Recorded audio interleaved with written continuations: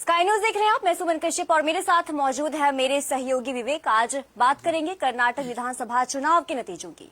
कर्नाटक विधानसभा के चुनाव के जो नतीजे हैं वो आ चुके हैं। आपको बता दें कि कर्नाटक में कांग्रेस को बहुमत मिला है और भाजपा जेडीएस को जो है वो करारी शिकस्त का सामना करना पड़ा है। विवेक, बताइए कि आखिरकार कहां चूकी भाजपा, क्योंकि देखिए चुनाव प्रचार जो है वो जोरों शोरों से किया गया था और जो वादे और दावे हैं वो भी जमकर किए गए थे, तो कहां कमी रह गई? सुमन, बेसिकली अगर हम अभी कर्नाटका के इलेक्शन देखें तो 224 सीटों के ऊपर इलेक्शन थी, जिसमें 2600 से ऊपर जो उम्मीदवार थे वो खड़े हुए थे चुनाव इलेक्शन के लिए। तो जिसमें से अभी कांग्रेस के पास 136 सीटें आई हुई हैं। 85 साल में पहली बार हुआ है 1958 के बाद ये पहली बार हुआ है कि कोई पार्टी इतना बहुमत लेके गई है। और इसके बाद अगर बात करें कांग्रेस की तो 65 सीटों पे ही सिर्फ वो अपना कब्जा कर चुकी है। इसके बाद अगर जेडीएस करे, जो वहाँ की राष्ट्रीय पार्टी है जनता दल, वो सिर्फ 24 सीटों पे ही सिमट के रह गई। सो कहीं ना कहीं जो चूक की बात हुई है, तो ना तो चुनाव प्रचार में इस बार कोई कमी थी, ना ही किसी तरीके की वादों में कमी थी। अगर आपने देखा होगा कि जब 10 मई को वहाँ पे इलेक्शंस थे तो 8 मई को जो वहाँ पे चौन प्रचार है, चुनाव के लिए प्रचार किया जाता है, उसके ऊपर रोक लगा दी थी, क्योंकि वो जो चौन जाब्ता लगता है इलेक्शंस का, तो वो आपको रोकना पड़ जाता है। तो सुमन, अगर उसकी बात करें तो 7 दिन में प्रधानमंत्री नरेंद्र मोदी ने वहाँ पे 17 रैलीज की हैं और इसके अलावा 7 जो बड़े रोड शोज किए हैं। हालांकि मैं यहाँ पे एक जिक्र करना चाहूंगा कि अगर आप बुक्स पढ़ोगे तो एक हिटलर ने बुक लिखी है जहाँ पे लिखा हुआ है बिग लाई। तो बिग लाई का जिक्र इसलिए करना बनता है क्योंकि जब बिग लाई में हम पढ़ते हैं तो वहां पे ये दिखाया गया होता है कि अगर आपको अपनी आवाम को किसी चीज के लिए अट्रैक्ट करना है तो आप एक चीज कर सकते हो कि जनता के सामने पेश ही इस चीज को इतना बड़ा किया जाए कि जनता उसके ऊपर ट्रस्ट कर ले। तो वहां पे दिखाया गया कि 400 क्विंटल जो है, मतलब 400 किलो के हिसाब से जो फूलों की वर्षा की गई है नरेंद्र मोदी के ऊपर, और यहाँ पे इतने बड़े लोग पहुंच गए, समर्थक पहुंच चुके हैं, पर उसका फायदा नहीं हुआ बीजेपी को एक करारी हार मिली है। और ये हार जो है इसका खामियाजा उनको 2024 के इलेक्शंस में भी भोगना पड़ सकता है, क्योंकि एक टर्निंग पॉइंट जो है वो टर्निंग पॉइंट यहाँ पे बना है सुमन, और भारत जोड़ो यात्रा। क्योंकि भारत जोड़ो यात्रा में कर्नाटका में जो रिस्पांस मिला था राहुल गांधी को, राहुल गांधी गांव-गांव गए थे, गांव-गांव से भारत जोड़ो यात्रा निकली है, 10-10, 20-20 किलोमीटर पैदल डेली चलते थे। तो लोगों का जो काफिला बनता गया तो कारवां चलता गया। तो उसमें क्या हुआ कि लोगों ने ग्राउंड रियलिटी जो है राहुल गांधी को दिखाई थी। तो प्रधानमंत्री नरेंद्र मोदी वहां पे एक चूक जरूर कर गए हैं कि मेन मुद्दे जो हैं वो लोगों से भटक गए हैं। अब आपको अगर बताऊं तो अगर कर्नाटका का आप अनएम्प्लॉयमेंट रेट देखोगे तो वहां पे ग्रेजुएट किए हुए बच्चे बहुत ज्यादा हैं, बट उनके पास सुमन नौकरी बहुत कम है। तो जो स्कीम्स लेके आई है कांग्रेस, सो टर्निंग पॉइंट वो बने हैं। अगर हम इलेक्शंस की बात करते हैं तो अभी रिसेंटली एग्जांपल्स ले लेते हैं कि चाहे वो हिमाचल में चुनाव होके हटे हो, पंजाब में चुनाव होके हटे हो। पंजाब में आम आदमी पार्टी ने गारंटीज दी हैं जो कि टर्निंग पॉइंट रही पंजाब के लिए। 6 गारंटियां दी हैं जिससे पंजाब में आम आदमी पार्टी जीती है। तो इसके अलावा अगर हम हरियाणा की हिमाचल की बात करें तो हिमाचल में ओल्ड पेंशन स्कीम वगैरह और महिलाओं के लिए आधार टिकट का वो कंटिन्यू रखना, ऐसी गारंटीज उन्होंने हिमाचल में दी थी। तो हिमाचल में टर्निंग पॉइंट बना था कांग्रेस के लिए। सो अभी एक बधाई की पात्र है कांग्रेस, और दूसरा कांग्रेस की जो उम्मीद डूबती जा रही थी, जैसे जिस हिसाब से कांग्रेस का सफाया होता जा रहा था देश में से, तो एक उम्मीद की किरण जरूर मिली है कांग्रेस को। कांग्रेस जो है बड़ी तगड़ी के तरीके से रिवाइव होगी और 2024 इलेक्शन में बहुत बूस्टअप मिलेगा और कांग्रेस जो है वो खुल के मैदान में खेल सकती है। जी। तो कर्नाटक में हार के बाद 2024 में जो लोकसभा चुनाव होंगे, इसमें भाजपा पर क्या असर पड़ेगा? देखो, सबसे पहले ये अगर हम एक डीप में सोचे तो सुमन, हमेशा होता ये है कि जो पार्टी सत्ता में होती है, 2024 में लोकसभा की चुनाव है तो जो अभी विधानसभा के चुनाव कर्नाटका में होके हटे, तो जो पार्टी सत्ता में होती है हमेशा उसके कैंडिडेट्स जीतने की जो रेशो होती है वो ज्यादा होती है। अगर मैं कर्नाटका की बात करूं तो वहां पे 29 लोकसभा सीटें हैं, जिनके ऊपर अभी 25 के ऊपर बीजेपी का राज है, क्योंकि बीजेपी वहां पे सत्ता में थी पहले। अगर मैं वहां के साउथ को देखूं, दक्षिण राज्य में गिना जाता है कर्नाटका सबसे बड़ा। इसके अलावा वहां पे पौंडुचेरी है, ठीक है, और तेलंगाना है। सो वहां पे जो टोटल अभी तक अमाउंट है वो 129 लोकसभा सीटें है, और वहां पे सबसे ज्यादा कैंडिडेट बीजेपी के पास कर्नाटका में थे।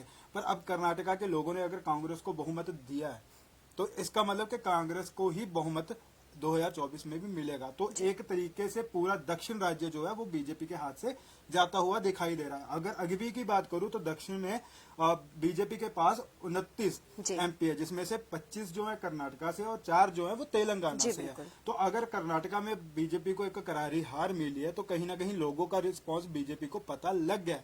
अब बीजेपी को अगर 2024 में एक अच्छी ग्रिप चाहिए, एक अच्छा मैंडेट चाहिए, एक अच्छी लीड चाहिए, तो नई रणनीतियां जरूर निकालनी पड़ेंगी। उनको नई रणनीतियों के साथ जो है मैदान में उतरना पड़ेगा।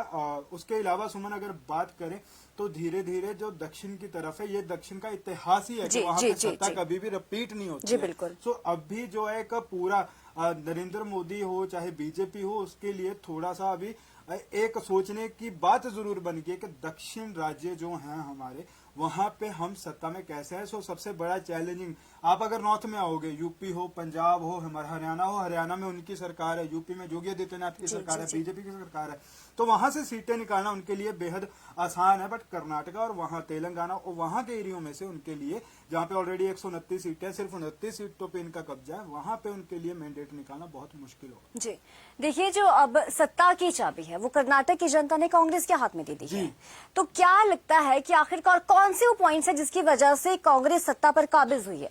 आप देखो सुमन, हमेशा जो एक आम ऑडियंस, चलो एक जर्नलिस्ट के अलावा एज अ लेमैन सोचे, क्योंकि हम भी उसी सोसाइटी से आते हैं, हम भी वोटिंग करते हैं, हम हमेशा वैसा लीडर चुनते हैं जो हमारे बीच में आए, हमारी दिक्कतें समझे। जो टर्निंग पॉइंट मैंने अभी भी बताया कि कर्नाटका का थोड़ा इतिहास ऐसा रहा है कि रिपीट नहीं होती है वहां पे सत्ता।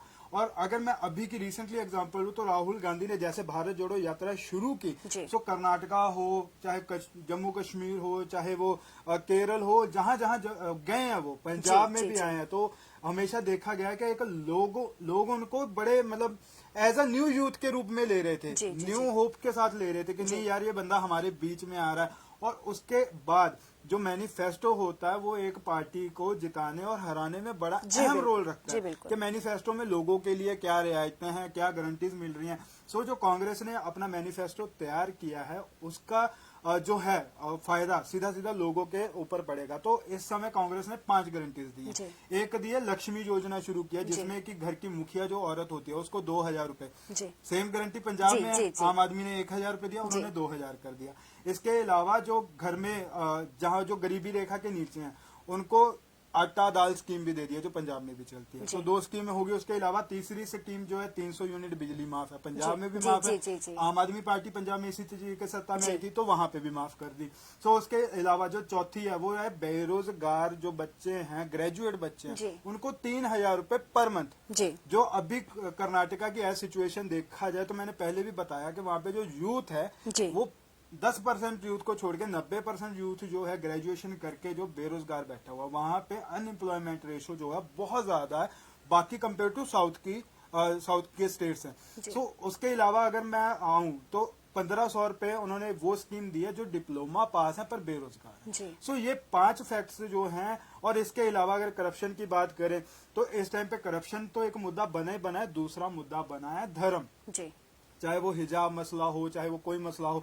और जब अब इलेक्शंस आई हैं तो आपने देखा होगा कि जब नरेंद्र मोदी रैली में आए तो एक बंदा हनुमान बनकर, हनुमान जी जिसको हम पूछते हैं, हमारे ब्राह्मण समाज में उनका एक बहुत अच्छा रुतबा है, तो उनके ऊपर एक बन के बैठा है कि नरेंद्र मोदी जी का वेट करते हुए भगवान हनुमान, हनुमान जी को वेट करने की जरूरत है।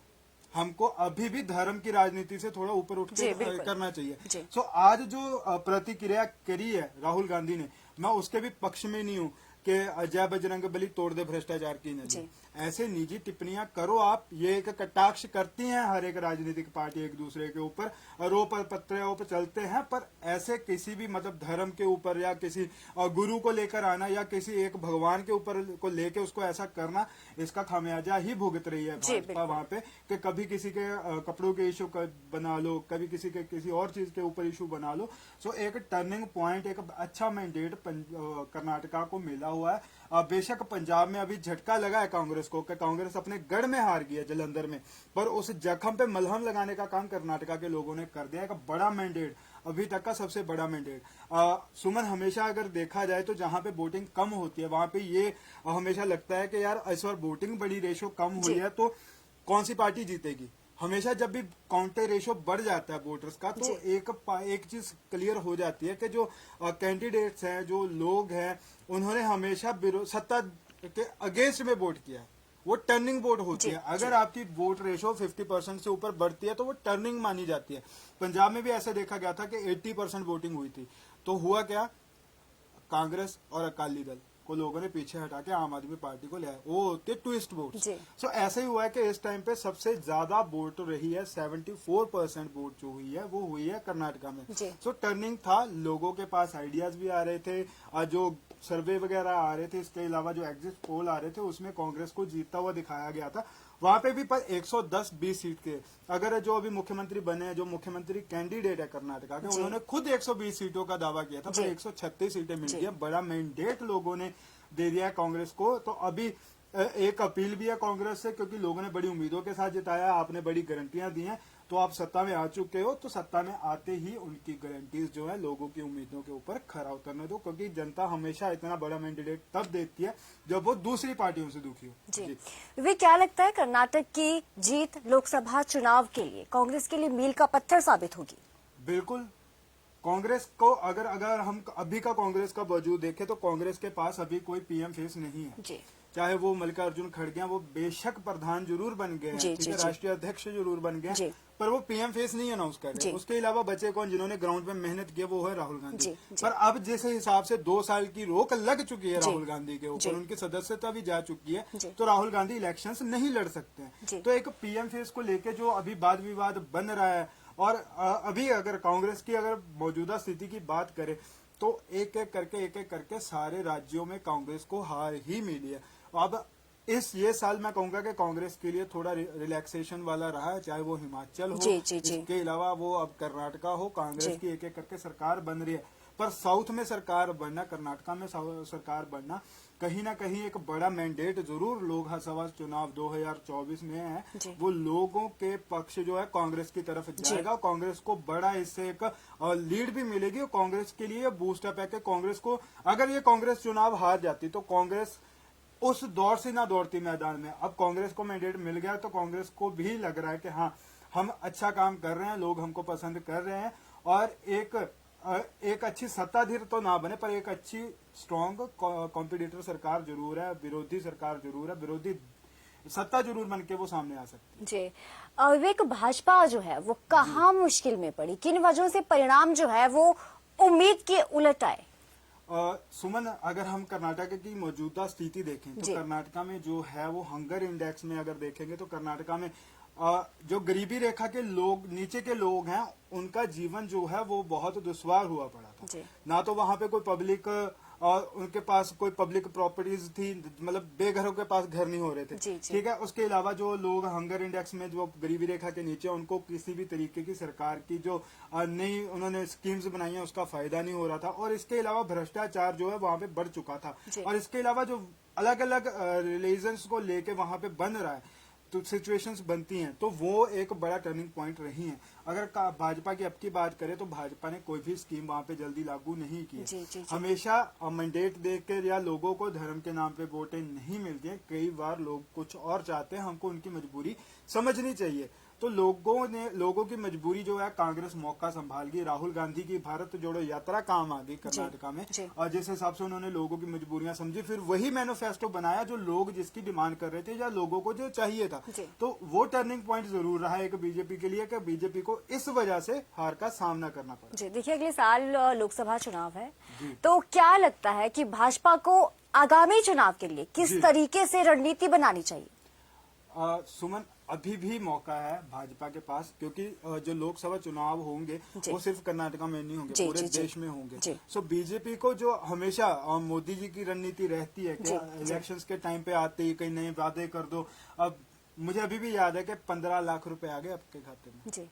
ब्लैक मनी का वादा किया था, ब्लैक मनी लाएंगे, 10 साल होने वाले हैं, आ गया काला धन। सो जो वादे किए हैं वो वादों से जो आप लोग जिताते हैं, वही वादे जो होते हैं वो एक आपको सत्ता में लाने के भी काम आते हैं, सत्ता से उतारने के भी काम आते हैं। सो सोच समझ के वादे किए जाए, लोगों की मजबूरियों को समझा जाए, लोगों के असल फैक्ट्स के ऊपर जाया जाए, लोग क्या चाहते हैं। अगर वो रणनीतियां बनेंगी, उस हिसाब से पॉलिसीज बनेंगी, तो लोग जो है आपको बहुमत देंगे। अगर मैं पंजाब में बीजेपी की मौजूदा स्थिति देखते हैं हम, आज बेशक बीजेपी के कैंडिडेट चौथे नंबर पे हैं पंजाब में, जब जलंधर बाई इलेक्शंस का रिजल्ट आया, पर क्या यही बीजेपी की है? क्योंकि एक जिले में थी,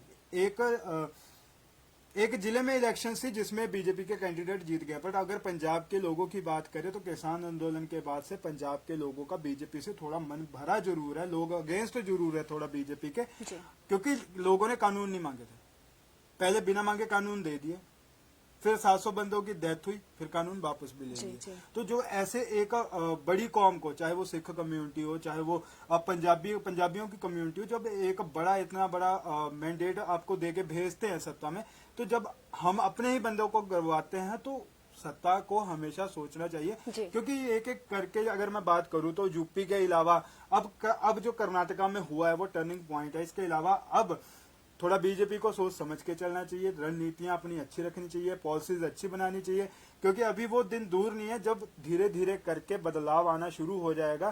क्योंकि जरूरी नहीं है कि हम ये नहीं कहते कि आपका कंपटीशन सिर्फ अब कांग्रेस ही है, आपके कंपटीशन में अब जो लोकल पार्टियां वो तो है ही हैं उस स्टेट्स की, अब आम आदमी पार्टी भी नेशनल पार्टी बन गई है, कल को वो भी आपको कंपटीशन बन के ही टकरेगी। जी, तो आज के प्रोग्राम में इतना ही। आप कमेंट सेक्शन में जरूर बताइए आपको हमारे ये जो प्रोग्राम है वो कैसा लगा, और पल पल के अपडेट के लिए जुड़े